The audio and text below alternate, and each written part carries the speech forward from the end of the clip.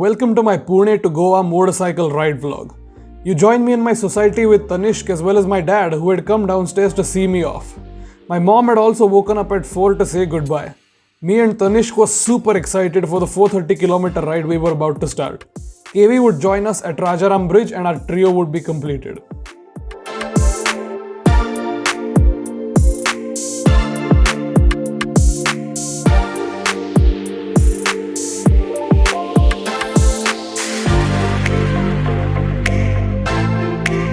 Good morning, it is, I don't actually know what the time is, I think it's around 4:30. Me and Tanishk are here and our bikes are also here and we're waiting at Rajaram for KV who is as usual late. It's okay, he'll be here soon. I'll just quickly show you what the bikes look like. This is my Pulsar right here. So we have the tail bag, behind that I have the top box. A few tragedies happened in the morning. The sole of my boot, the back of it came off. I had to stick that with super glue again, but I think it's alright for the time being. Tanishk with his new Rhinox tank bag and his backpack on the back with bungee cords. We're actually using the same bungee cords. And man is looking damn funky with his new jacket, limited edition. God damn. And yeah, we're basically waiting for KV now. So Lucas decided to finally show up at 4:49 AM. I'm not late. You are late. तुम्ही कधी बसला? 10 मिनिटांपूर्वी. काही विचार. मी तुझ्यामुळे late निघालो. तुझं crisis मध्ये बघून मी निवांत निघालो. Fake. You are always late. Yeah, so Nigar's bike looking rather underwhelming, but it's okay.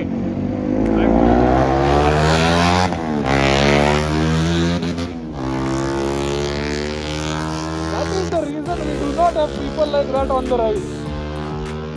We don't want these people. Let's go. Ganpati Bappa Moria. So we have the light traveler, the overpacker with the chunky butt, and the rather stylish power cruiser, I will admit. God damn.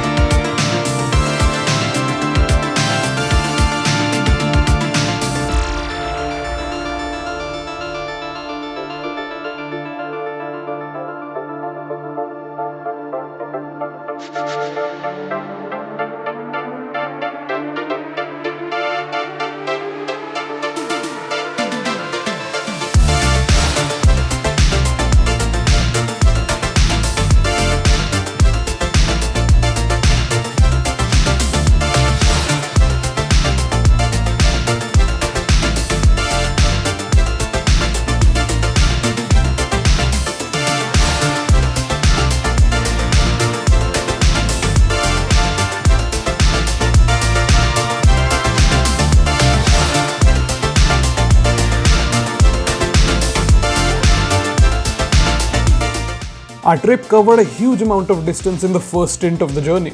Open, empty highways meant we could easily hold cruising speeds of more than 120 kph and cover ground fast. The sunrise looked beautiful en route, but it was still a terrible idea not to wear thermals on my part because it was truly shatteringly cold. We reached our first stop at around 8:45 am with around 230 kilometers on the trip meter. So quick progress update, we've crossed Kolhapur about 3 to 4 kilometers ago, so we crossed the exit. Now we're still on the highway, but we've stopped for breakfast. So all of our bikes right here parked very nicely on the side. It's extremely cold, it's about 18 degrees, which doesn't sound that cold, but we're all shivering because we've been averaging about 120 kph. Babar wants to do more obviously because he has a Dominar, but me and KV statistically can't. But yeah, ride is going well, progress is pretty brisk now, roads are really nice, the sun is finally out, which I wanted to happen a long time ago. We all did, because as I said, it's very cold and Tanishk is the only one who had the foresight to wear a turtleneck underneath his jacket. Because the two of us are complete idiots. So yeah, good progress. आता बोल ना काय एवढंच. HP चा किंवा भारतचा मोठा pump दिसला की थांबायचं. ते फील कसा पंप? छोटे छोटे पंप मध्ये हम पेट्रोल नाही. नाईस. ओके, एनिवे साईडला सर. पैसा है हमारे पास. So anyways, ते जाऊ दे. I'll just quickly walk you guys through what I've done in terms of luggage here. So we have the top box obviously, and in the top box I have things that I could potentially need on the way. Now this includes food and medicine pretty much. Very convenient right there. In terms of soft luggage, there's 6 ropes in total that are here. So 3 bungee cords and 3 ropes that came with the Rhinox bag. So far working out very well. This is not moving at all.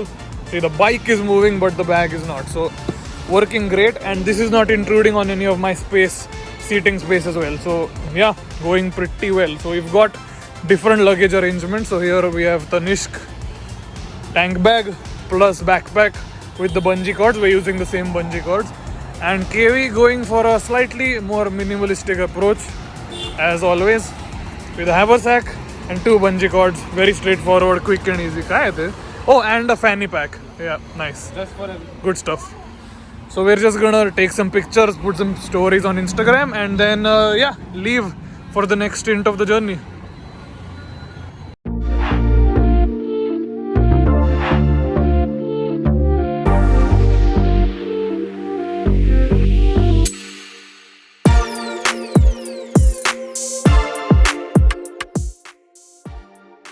Funny story that happened before breakfast.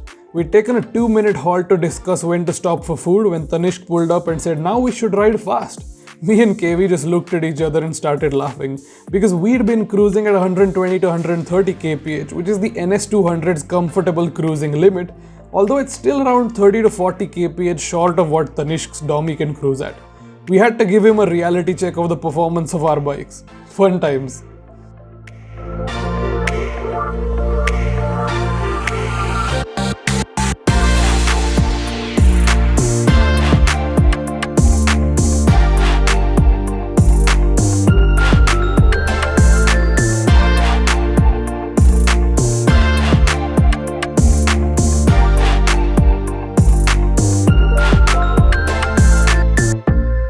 Progress slowed down a little bit after this because of narrower roads, but the changing scenery and constant excellence of the road quality itself kept us more than happy during this stint. This was proving to be an extremely enjoyable ride for all of us.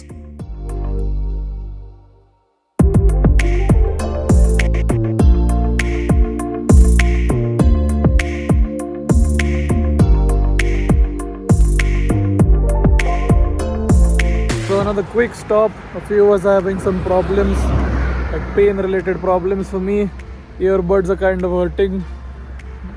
The donkey in the back is having leg cramps, and this brother just took a long piss ride over there. We've actually stopped in quite a nice place, very pretty. And on the trip meter right now we have that much, 322.1 kilometers. And how much is left? We have to do around 430 approximately. Oh, So about 110. that's maximum. not much. 110. Or 101. 101 kilometers more and we will be there. And to my knowledge, Sid has not left yet. So there's a chance that we might actually arrive before him. Yeah. Wait, when is his flight? I think it's at 1. No, bro. No, he said he would reach at 1 or 1:30. If he's landing at 1 o'clock, that means that we will probably reach exactly. This is looking like a Top Gear race.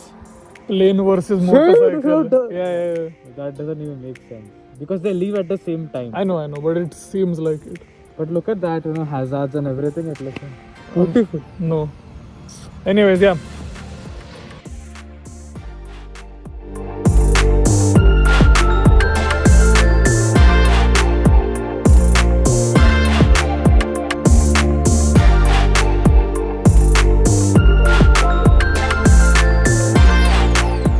We hit a few rough patches afterwards, which I sort of enjoyed. I like standing up and riding over rough terrain, and it also doubled up as an on-the-go stretching opportunity.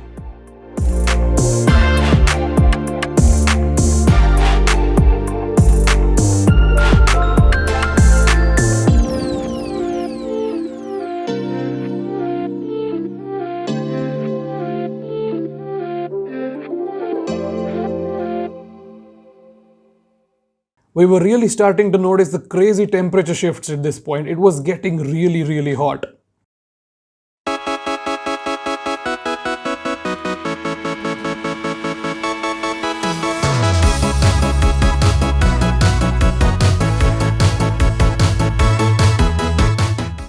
We had a bit of a fuel pump miscalculation on the way. Our tanks needed topping up at one point, but we weren't in Goa yet, so we figured that we'd fill just enough petrol to cross into Goa and then brim the tanks there where fuel is cheaper. However, the second time when we stopped for fuel again and thought we were in Goa, Goa was actually still 40 kilometers away and the fuel rate was still 107. Exasperated, we brimmed the tanks and ditched the fuel plan.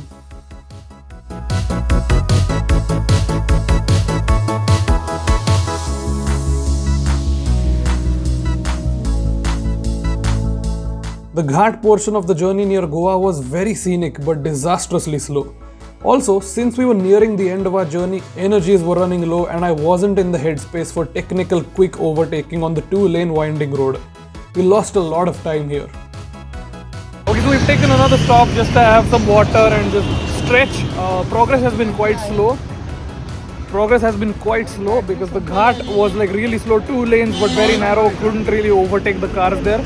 Progress is still slow because we're in Goa now, we're in the city, so not the sort of progress we were seeing on the highways, but quicker than the Ghat. We really need to reach quickly now, so we can either sleep or take a swim, but yeah, we move ahead. It's really hot as well. In the morning it was ridiculously cold, and now it's ridiculously hot. I'm not surprised, but it's just crazy. The temperature shifts are stupid, but yeah, we move ahead.